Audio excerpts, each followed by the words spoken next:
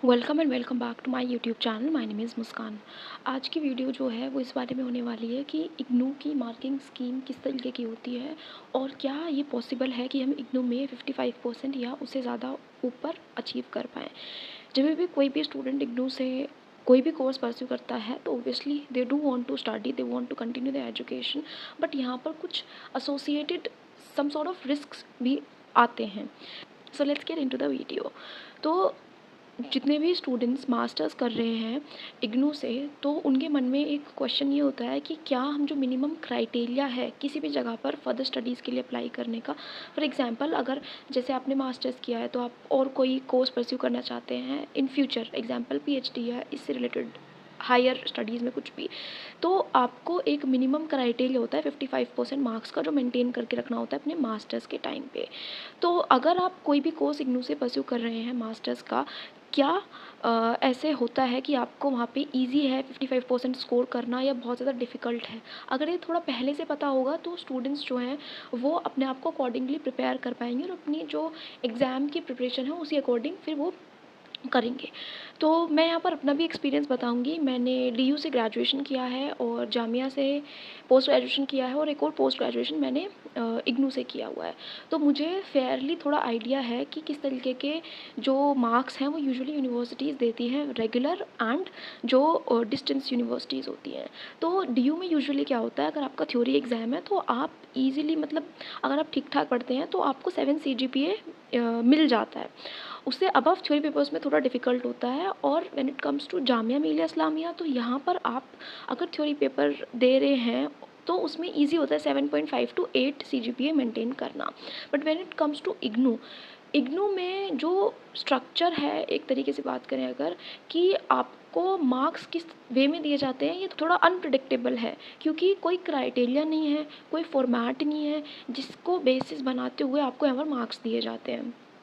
तो इग्नू में बेसिकली क्या होता है, जैसे अगर आपका एक भी एग्ज़ाम हुआ हो और आपको मार्क्स मिले हों, तो आपने ये भी एक्सपीरियंस किया होगा, जिन स्टूडेंट्स का हो चुका है मैं उनकी बात कर रही हूँ, तो आपने एक्सपीरियंस किया होगा कि मतलब समटाइम्स व्हाट हैपन, जो एग्ज़ाम आप बहुत अच्छे से प्रिपेयर करके गए हो सकता है उसमें आपको ज़्यादा मार्क्स ना मिले हों कंपैरेटिवली जो आपका एवरेज तरीके से प्रिपेयर था, और उसमें आपको बेटर मार्क्स मिल गए हों। सेम एक्सपीरियंस मेरा भी है।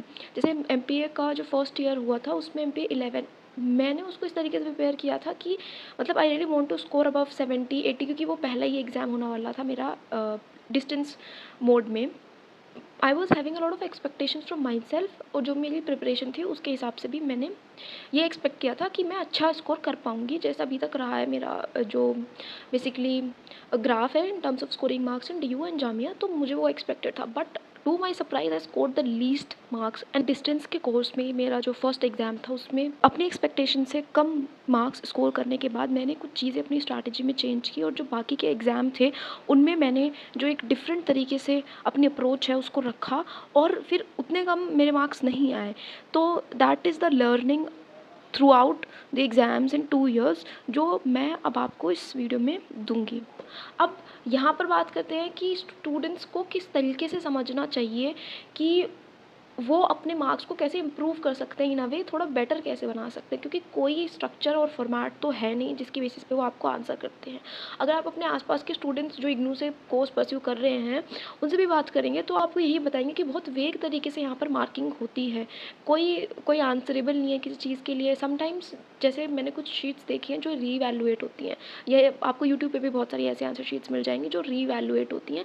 तो उसमें वो दिखाते हैं कि स्टूडेंट ने अपनी कॉपी दिखाई हुई होती है, तो जो इवैल्यूएटर है उसने कैसे एक स्टूडेंट की कॉपी को बहुत ही मिनिमम एफर्ट के साथ चेक किया होता है, and hardly there is any effort seen in the evaluation process जब भी किसी स्टूडेंट की इवैल्यूएशन करी जाती है किसी भी आंसर शीट की। जैसा मैं अपनी प्रीवियस वीडियोस में बता चुकी हूँ कि जो एवरेज मार्क्स इग्नू में दिए जाते हैं out of 100, specially in terms of theory, और जो मेरा एक्सपीरियंस रहा है मास्टर्स इन पब्लिक एडमिनिस्ट्रेशन में, उसके हिसाब से जो मुझे समझ में आया है वो ये है कि यहाँ पर 50 अबव बेसिकली अराउंड लाइक 55, 56 से लेके 60 की रेंज में हो, और 65 तक ही मैंने अपने आसपास जो स्टूडेंट्स रहे हैं इग्नू के उनके मार्क्स देखे हैं।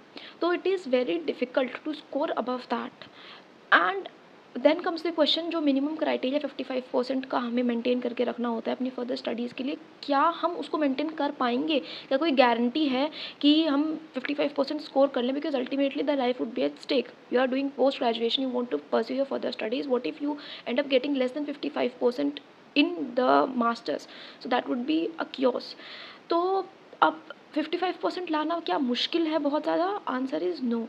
क्या ऐसा होता है कि स्टूडेंट्स को 55% से कम आ जाएंगे? तो सर इज़ येस. तो हमें मेंटेन करना है कि हम अपनी जो स्टडीज़ हैं उनको किस तरीके से करें ताकि हमारे मार्क्स 55% से अबव आएँ. तो मेरी जो लर्निंग्स रही हैं through out these 2 years in IGNOU, I will share that. सबसे पहले आपको क्या करना है, आपको अपना जो क्वेश्चन पेपर है उसके सारे क्वेश्चंस को अटेम्प्ट करना है, ठीक है. दूसरा डाउट होता है स्टूडेंट्स के माइंड में कि हम बुलेट पॉइंट्स में लिखें या हम पैराग्राफ्स में लिखें. तो मैंने क्या किया था, मैंने 1-2 पेपर में बुलेट पॉइंट्स लिखे थे और कुछ पेपर्स में मैंने पैराग्राफ वाइज लिखा था. मैं आपको यही बोलूँगा कि आप इस तरीके से लिखें कि आपका जो पॉइंट है वो क्लियर हो पाए. बहुत बार ऐसा होता है कि स्टूडेंट्स बुलेट पॉइंट्स को इतना शॉर्ट कर देते हैं कि एग्जामिनर को लगता है कि स्टूडेंट ने तो कुछ लिखा ही नहीं है. Some evaluators are of this mindset कि दे वांट कि कॉपी भरी हुई दिखनी चाहिए, बस स्टूडेंट ने कुछ भी लिखा हो जाए. तो मैं यही बोलूँगी कि आप पॉइंटर्स बनाएं पर उनको इलैबोरेट भी करें ताकि इवैल्यूएटर को लगे कि कुछ लिखा गया है. प्लीज़ मेक श्योर कि अगर आप इतनी स्पीड से लिख पाएँ कि पूरी आंसर शीट फिल हो पाए तो वो कर देना.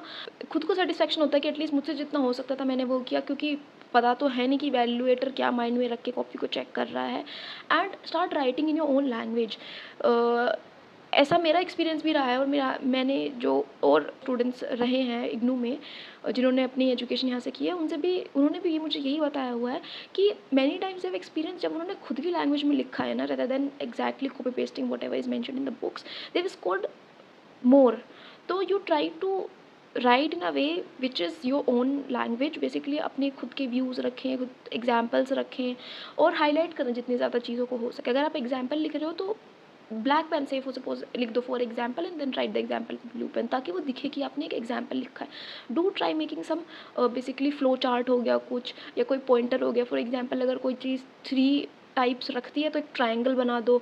एक ट्राइंगल की जो टिप है बेसिकली वहाँ पे एक पार्ट लिख दो, दूसरी टिप पे दूसरा पार्ट लिख दो, तीसरी टिप पे तीसरा पार्ट लिख दो. अगर किसी का कुछ साइकिल है तो उस साइकिल को ऐसे सर्कल के थ्रू आप एक्सप्लेन कर दो. तो ये कुछ चीज़ें हैं जो आपकी कॉपी को थोड़ा शायद अलग बनाएंगी. ये भी आंसर किसी भी एग्जाम में छोड़ के मत आना. मान लो अगर क्वेश्चन 20 मार्क का है, अगर आपने लिखा ही नहीं है तो 0 है. अगर लिखा है एटलीस्ट 1, 2, 3 कुछ मार्क्स तो आएंगे.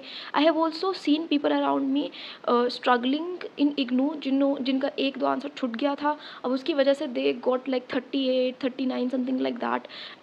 I think the passing marks is 40. तो अब now either they apply for re-evaluation which holds no guarantee कि you will get 40, or you appear in the re-exam. So these kind of situations do come when you leave a particular question. क्योंकि कोई ऐसा minimum marks है नहीं कि 20 mark का question है तो इग्नू वालों को आपको 10 या 5 देना ही देना है. ऐसा कुछ नहीं होता है यहाँ पे. जो रेगुलर कोर्सेज होते हैं वहाँ पे at least teacher do become humble in a way that they don't hold you जितना इग्नू में होता है.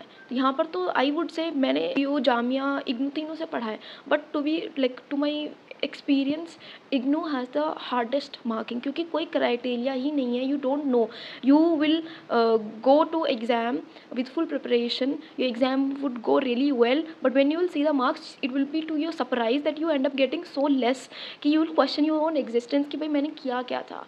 But this is the system and this is how things work here. तो कुछ मैंने इस वीडियो में टिप्स दिए हैं जिनसे आप ध्यान में रख के अपने एग्ज़ाम को ठीक से अगर करेंगे तो यू कैन स्कोर 55 अबव. अब question sometimes this can come क्योंकि जो स्टूडेंट अच्छी जगहों से पढ़े हुए होते हैं तो उनको ये लगता है कि अब अगर हम डिस्टेंस से कोर्स कर रहे हैं तो मेरा ग्राफ बिल्कुल 0 तो नहीं चला जाएगा या बहुत ज़्यादा डाउन तो नहीं चला जाएगा. क्योंकि बहुत कम ऐसी जगह होती हैं जहाँ पर ओपन से डिग्री की वैल्यू होती है. But again it is because of the situations that a student has around him और हर, जिसकी वजह से उनको डिस्टेंस कोर्स करना पड़ता है. तो बहुत बार इसकी वैल्यू लोग कम समझते हैं, but like to be very honest it requires a lot of work to score good.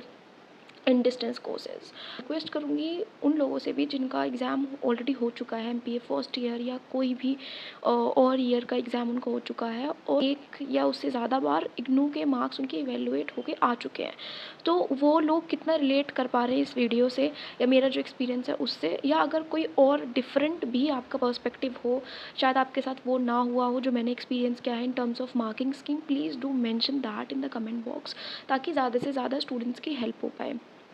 If you will follow the tips like completing your exam on time, answering all questions, and writing in a proper format which highlights some points with some long paragraphs, so you will be in a position to score good, and then write in your own language, so that way you can score 55% or above. And if the video was helpful, give it a thumbs up. Don't forget to subscribe to my channel. Please do subscribe because that motivates me to make more and more videos. And if the video was helpful, you can also share it. Thank you.